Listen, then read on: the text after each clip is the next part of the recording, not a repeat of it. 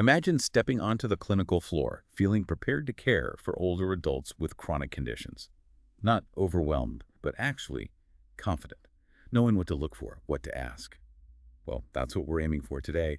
Welcome to the Deep Dive, your shortcut to getting genuinely informed with insights you can actually use. Today, we're diving deep into a really key chapter from Lewis's Medical Surgical Nursing, the focus.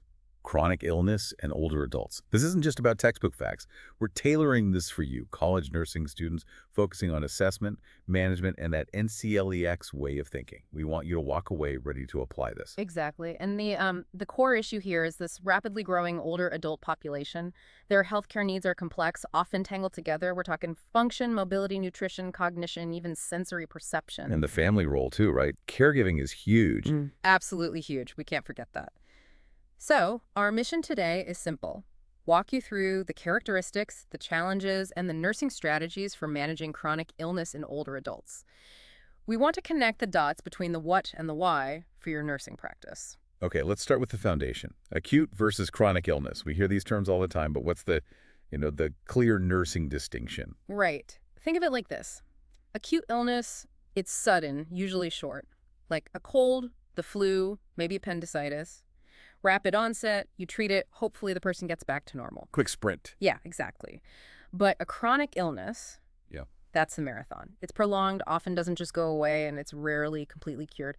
We're looking at permanent changes, maybe residual disability. It needs long-term, ongoing management. So a totally different mindset for us as nurses. Completely. Less about crisis fixing, more about sustained support, managing symptoms, maximizing function over the long haul. And the stats really drive this home. Chronic illnesses cause, 70% of U.S. deaths and limit life for 1 in 10 people. But for older adults, it's often not just one condition. That's the crucial part. It's rarely just one. About 2/3 of folks over 65 have 2 or more chronic conditions. You're almost never going to see an older patient with just, say, hypertension and nothing else. Wow. Yeah. So think of cardiovascular disease, diabetes, COPD, arthritis. They often come bundled. And things like lack of exercise or poor diet can make it all worse. As a nurse, you're managing this complex web. Okay, so if it's this long, complicated journey, how do we even think about it? Is there a model or something? There is, actually. The Corbin and Strauss model is really helpful here. It views chronic illness not as a flat line, but as a trajectory. Think of it like phases that flow into each other. Okay. You've got phases like onset, stable, acute, like a flare-up comeback, crisis, unstable, downward, and eventually dying. But the key takeaway isn't memorizing the phases. What is it then? It's understanding that patients move between these phases. They aren't static. Someone stable might suddenly have an acute exacerbation. Your care plan has to be flexible, adaptable. Their needs are constantly shifting. That makes sense. It reflects the reality we see, which leads nicely into the 7 tasks for people living with chronic illness. These sound like more than just medical stuff. Oh, they absolutely are. These are life tasks, like preventing and managing a crisis. A heart failure patient needs to know those early signs of fluid overload, right? Or an asthma patient knowing how to handle an attack. Got it. Then there's carrying out the treatment plan, maybe complex dressing changes, or sticking to a strict medication schedule. Controlling symptoms is huge, like that patient timing their diuretics so they feel comfortable going out. Practical things. Very practical. Reordering time, someone with a new ostomy just needs more time for bathroom routines. Adjusting to changes, like someone on warfarin needing to give up contact sports. But one that I think gets overlooked sometimes is preventing social isolation. How? Well, think about someone with aphasia after a stroke. They might avoid going out because talking is hard, embarrassing. Or someone tires easily and just stops participating. It's subtle, but devastating. Nurses need to watch for that. And the last one, trying to normalize interactions. Yeah, like someone with heart failure pausing to look at a plant when they're really just catching their breath, trying not to draw attention to their limitation. It's about maintaining dignity and social connection. That's powerful. It really frames the patient experience. So shifting gears a bit, prevention. Where do nurses come in? Prevention is huge for us. We operate on 3 levels. Primary prevention is about stopping the disease before it even starts. Healthy diet, exercise, immunization is super important for older adults. Flu, pneumococcal, shingles, Tdap. Okay, stopping it at the source. Right. Then secondary prevention is all about early detection. Think screenings, mammograms, colonoscopies. Catching things early makes a massive difference in outcomes. We advocate for those. And tertiary. Tertiary prevention is when someone already has the condition. Our goal is to limit its progression, prevent complications, this is where rehab comes in, or teaching self-management skills for diabetes or heart failure, helping them live well with the condition. Got it. So if most of this care isn't happening in the hospital, what does our day-to-day nursing look like in, say, a clinic or home care? Well, your assessment skills become absolutely central, and it's broader than just vital signs and symptoms. You're looking at their activities of daily living, ADLs, basic stuff like bathing, dressing, eating, Hmm. and also instrumental ADLs, IADLs. The more complex things like shopping, managing money, taking medications correctly, using the phone, these tell you a lot about their real-world function and independence. So digging deeper into their actual life. Exactly. And then the other huge piece is self-management support and education. You're the coach. You're empowering the patient and their family or caregiver to handle symptoms, stick to the plan, make lifestyle changes. You teach, you implement, you evaluate, you adjust. It's very hands-on guidance. You mentioned caregivers there. They carry such a heavy load. How do we support them? That is such a critical point. Often it's a spouse or an adult child, and the burden, physical, emotional, financial, can be immense. They get stressed, burned out, isolated themselves. And we probably don't always ask how they're doing. We often don't, but we need to. Nursing care includes the whole unit. So encourage caregivers to take breaks, look after their own health, maybe suggest journaling or a support group. Just acknowledging their effort and validating their struggles can make a huge difference. They need support to keep supporting the patient. Definitely. Okay, let's zoom in on the older adult population itself. The numbers are pretty mind-blowing. Life expectancy up. 1 in 7 Americans are 65 plus. And projected to be nearly 95 million by 2060. But the really striking part, the fastest growing group is the 85 and older crowd. The old, And the population is getting more diverse too. increasingly diverse, yeah. More Hispanic, Asian, Black, older adults. Which means culturally competent care is non-negotiable. We also talk about the young old, 65, 74, often healthier, more active, versus the old, 85 plus, who are more likely to be widowed, maybe need more help. And then there's the frail category. Right, the frail older adult, usually over 75, multiple chronic conditions, really struggling with self-care and independence. And we also need to be aware of biologic sex differences. Women tend to live longer, but are more likely to be alone, face poverty, and have more chronic conditions. It's not one size fits all. It definitely isn't. And we have to be careful about our own attitudes, right? Yeah. Like ageism. Absolutely. Ageism, that negative attitude based purely on age, is a huge barrier. It can lead to assumptions, dismissing symptoms as just old age, and ultimately poor care. We have to challenge that in ourselves and others. And biologically. Does everyone age the same? Right. Not at all. Biologic aging is complex genetics, lifestyle, environment, all play a role. Yes, physiological changes happen in every body system as we age, but when they start and how fast they progress varies enormously from person to person. You just can't make assumptions. So, given that variability, are there specific subgroups we need to pay extra attention to? For sure. Beyond just having chronic illnesses, think about cognitively impaired older adults. It's vital to know the difference between, say, normal age-related memory slips and actual cognitive impairment like dementia Or delirium. or delirium, which is critical because delirium often signals an acute problem, like a UTI or heart failure. It's an emergency, really. For memory issues, simple aids help clocks, calendars, pill organizers, memory tricks like word association. Okay, who else? Rural older adults, they face real barriers, transportation, fewer doctors, isolation. We need to be creative, maybe telehealth, using community health workers, respecting their values. Homeless older adults are another growing, very vulnerable group with high mortality rates, often linked to low income, cognitive issues, being alone. It takes an interprofessional team. And the frail again. You mentioned nutrition risk. Yes, frailty defined by things like weight loss, exhaustion, weakness, slowness puts them at high risk for malnutrition and dehydration. The scale stool is great for a quick nutrition check. Sadness, cholesterol high, albumin low, lost gain of weight, eating problems, shopping food prep issues. This helps you flag who needs interventions like home-delivered meals or supplements. And cultural competence ties into all of this. Big time. Ethnogeriatrics focuses on health in older adults from diverse ethnic backgrounds. They might face unique challenges, loss of community, language barriers, lower incomes, maybe less trust in the healthcare system. Respectful communication and understanding their background are key. With all these needs, navigating social support and, crucially, Payment systems seems essential. It really is. Social support comes in layers. Family first, then groups like clubs or churches, then formal agencies. But funding, that's often the sticking point. Medicare is the federal one for 65 plus. It has parts A, B, C, D covering hospital outpatient prescription drugs. But the big catch. The big catch is what it doesn't cover. Long-term care, like help with bathing or dressing over the long haul, dental, hearing aids, glasses. Families are often shocked by this. So where does that leave people? That's where Medicaid often comes in. It's state-run, based on financial need. It does cover long-term care services for eligible low-income individuals. Understanding this difference is vital for discharge planning and advising families. Okay. And what about different places people can receive care besides home or a nursing home? There's a range. Adult daycare or adult health care provides social activities, maybe some health services, and gives caregivers a much-needed break. Home health care, HHC, is cost-effective for those who are homebound and need intermittent skilled care, like wound care or IV therapy. Medicare has strict rules for this. And long-term care facilities, when does it usually happen? Often triggered by a rapid decline or when caregiver burnout just becomes unsustainable. A key nursing issue here is relocation stress syndrome.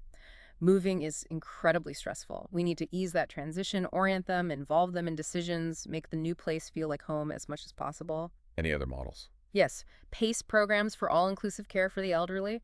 These are fantastic for eligible adults 55 plus.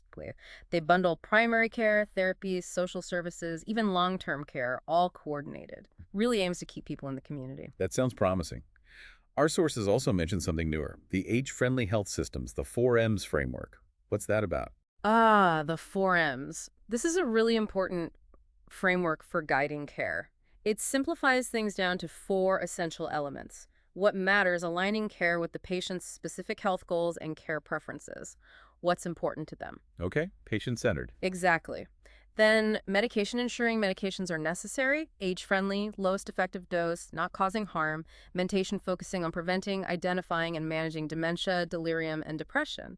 And finally, mobility, making sure we're helping older adults maintain function and independence. So it's like a checklist for holistic care. Sort of a mental checklist, yes. It helps ensure we consistently address these core areas in every older adult encounter. It's often used collaboratively by the whole team.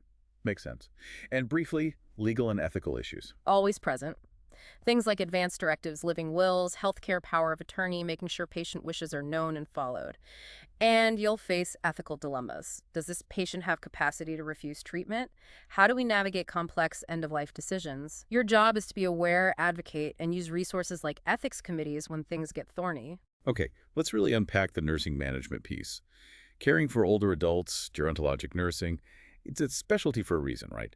Assessment seems particularly tricky. It absolutely is. Gerontologic nursing is about the whole person, physical, psych, functional, social, cultural. But assessment is complex because older adults might not report symptoms the same way. They might think pain is just part of getting old, or they might present atypically. Like confusion for a UTI. Exactly. That's a classic example. Or maybe the caregiver just says, they're not acting right. You have to be a detective.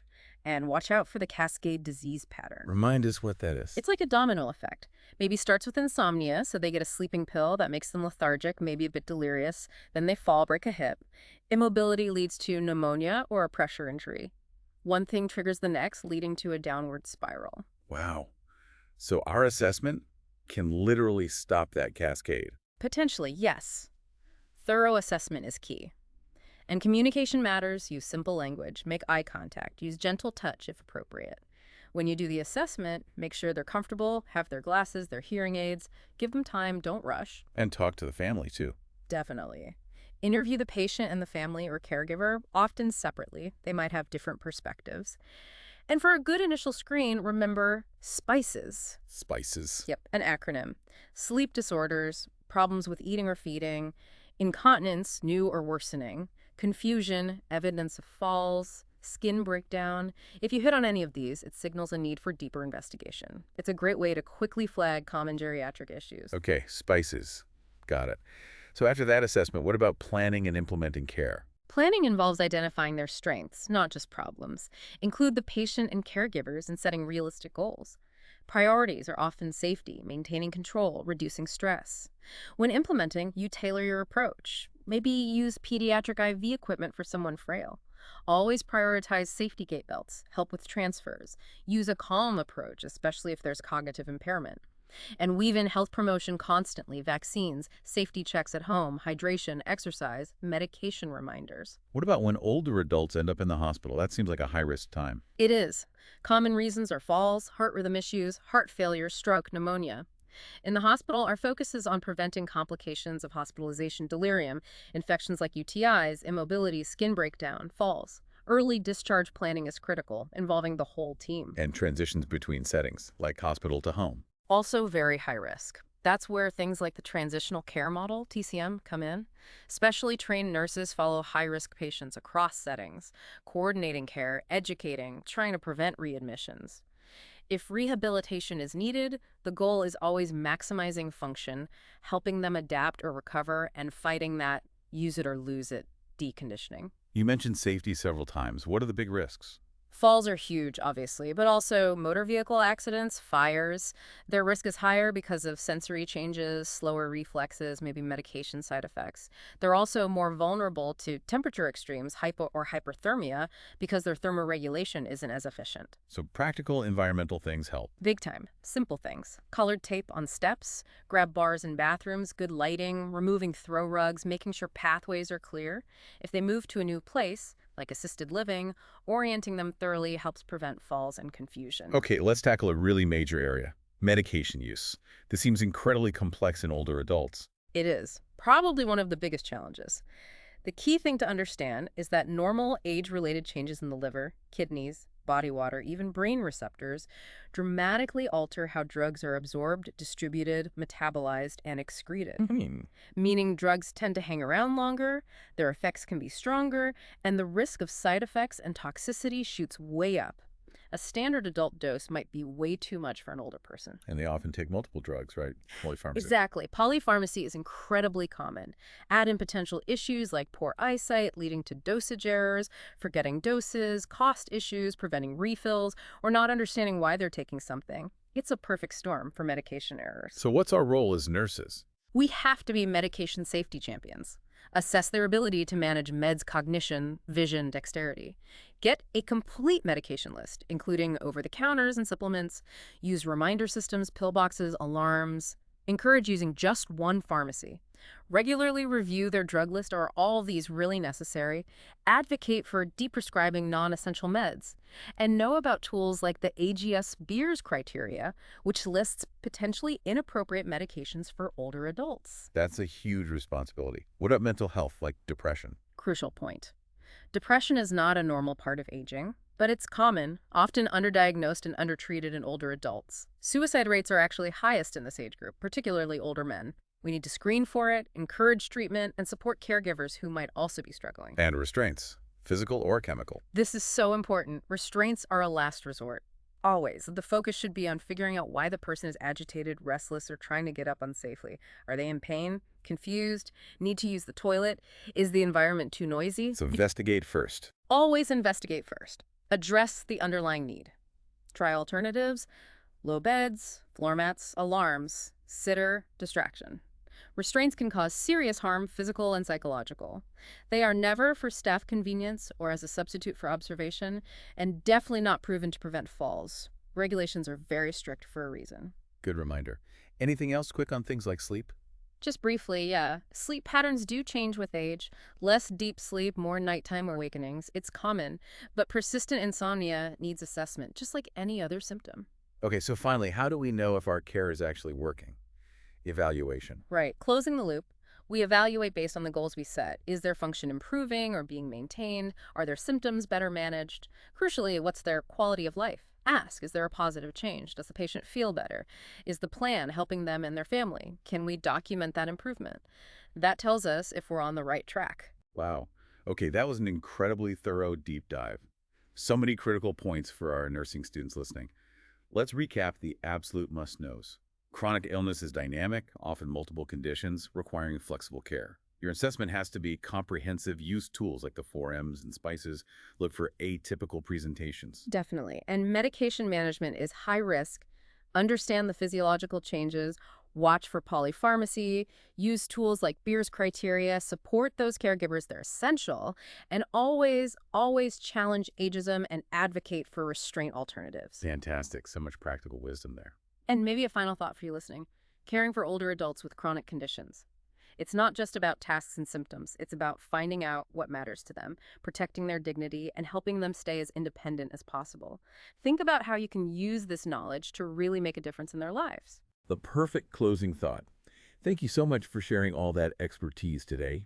And thank you for joining us on this deep dive. We really hope this has been helpful for your nursing journey. Keep learning, keep questioning, and keep making that difference.